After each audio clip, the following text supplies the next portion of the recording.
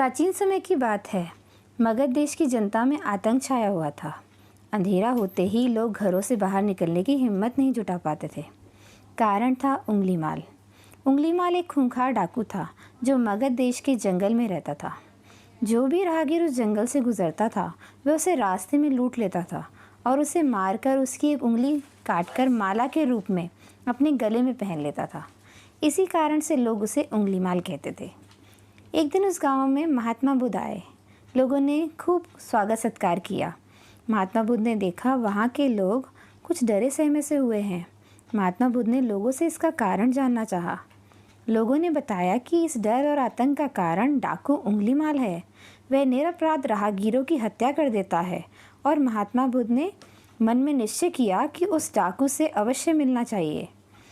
बुद्ध जंगल में जाने को तैयार हो गए तो गांव वालों ने उन्हें बहुत रोका, क्योंकि वे जानते थे कि उंगलीमाल के सामने बच पाना मुश्किल ही नहीं असंभव भी है। लेकिन बुद्ध अत्यंत शांत भाव से जंगल में चले जा रहे थे। तभी पीछे से एक कर्कश आवाज़ कानों में पड़ी, ठहर जा, कहाँ जा रहा है। बुद्ध ऐसे चलते रहे मानो कुछ सुना ही नहीं। पीछे से और ज़ोर से आवाज़ आई, मैं कहता हूँ ठहर जा। बुद्ध रुक गए और पीछे पलटकर देखा तो सामने एक खूंखार काला व्यक्ति खड़ा था। लंबा चौड़ा शरीर, बूढ़े बढ़े हुए बाल, एकदम काला रंग। हाथ में तलवार लिए वह बुद्ध को घूर रहा था। उसके गले में उंगलियों की माला लटक रही थी। वह भी बहुत डरावना लग रहा था। बुद्ध ने शांत व मधुर स्वर में कहा, मैं तो ठहर गया, भला तू कब ठहरेगा। उंगलीमाल ने बुद्ध के चेहरे की ओर देखा। उनके चेहरे पर बिल्कुल भय नहीं था, जबकि जिन लोगों को वह रोकता था वह भय से थर थर काँपने लगते थे।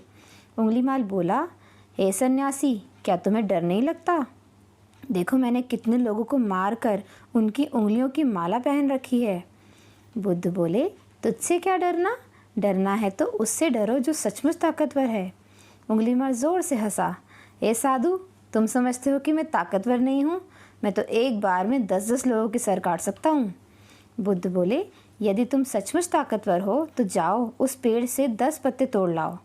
उंगलीमाल ने तुरंत 10 पत्ते तोड़े और बोला, इसमें क्या है, कहो तो मैं पूरा पेड़ उखाड़ लाऊं। महात्मा बुद्ध ने कहा, नहीं, पेड़ उखाड़ने की ज़रूरत नहीं है।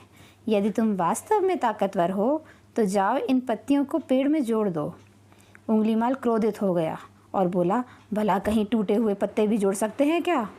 महात्मा बुद्ध ने कहा, तुम जिस चीज़ को जोड़ नहीं सकते उसे तोड़ने का अधिकार तुम्हें किसने दिया? एक आदमी का सिर जोड़ नहीं सकते तो उसे काटने में क्या बहादुरी? उंगलीमाल अवाक रह गया। वह महात्मा बुद्ध की बातों को सुनता रहा। एक अनजानी सी शक्ति ने उसके हृदय को बदल दिया। उसे लगा कि सचमुच उससे भी ताकतवर कोई है। उसे आत्मग्लानि होने लगी। वह महात्मा बुद्ध के चरणों में गिर गया और बोला, हे महात्मन, मुझे क्षमा कर दीजिए, मैं भटक गया था, आप मुझे शरण में ले लीजिए।